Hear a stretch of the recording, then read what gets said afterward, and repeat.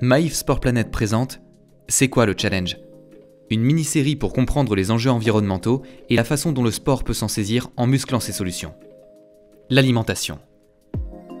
L'alimentation est un besoin primaire du genre humain. Elle façonne l'ossature et les muscles du corps et lui fournit l'énergie pour respirer, marcher, courir, réfléchir, travailler. Un individu lambda consomme de 1500 à 2000 kcal, de 6 à 8000 joules par jour. Pour être en bonne santé, il faut équilibrer cette alimentation.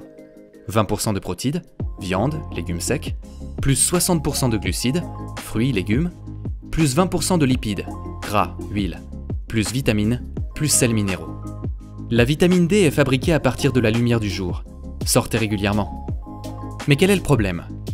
Le problème, c'est que, entre élevage intensif, machines agricoles, engrais, conditionnement, transport et distribution, l'alimentation est responsable d'environ un tiers du réchauffement climatique.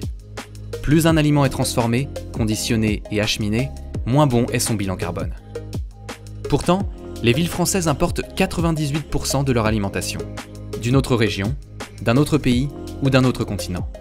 La viande bovine industrielle est de loin le premier facteur d'émissions de gaz à effet de serre.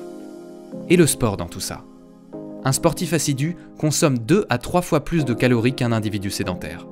Ajoutons les spectateurs. 2,5 millions d'événements sportifs sont organisés chaque année en France. Malheureusement, l'alimentation proposée par les buvettes et stands de restauration est très souvent industrielle, mauvais pour le corps et la planète. Alors on fait comment? L'enrayement du réchauffement climatique passe en partie par un changement de nos habitudes alimentaires. L'idée générale consiste à tendre vers une alimentation bas carbone. Moins carnée, elle met en avant les produits de saison d'origine locale. Et bien sûr, elle est équilibrée et bonne pour la santé. L'organisation et la gestion des buvettes et stands de restauration gagneraient à être totalement repensées. Supprimer tout ce qui est jetable. Privilégier le vrac, le fait maison, la vaisselle réutilisable, chacun vient avec sa gourde. Faites connaissance avec les producteurs locaux et voyez comment vous pouvez travailler ensemble.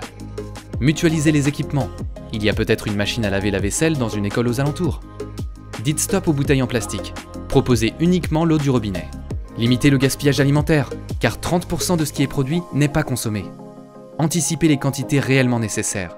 S'il y a des surplus malgré tout, vous pouvez les donner aux bénévoles ou à des associations. C'est la base d'une alimentation bonne pour l'humain, bonne pour la planète. Avec ses millions de fans et de pratiquants, le sport peut montrer l'exemple. L'appétit responsable vient en mangeant durable.